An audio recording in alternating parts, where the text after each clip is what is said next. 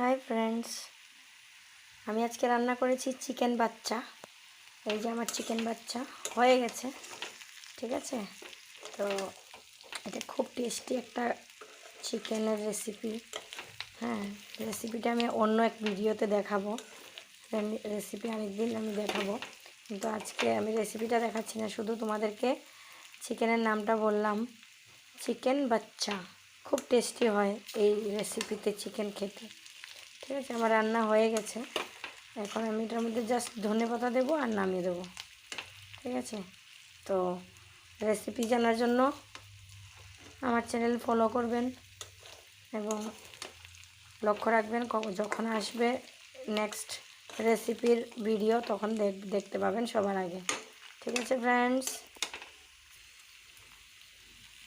এই আমি ধনেপাতা দিয়ে দিলাম, ব্যাস আমার রান্না কমপ্লিট।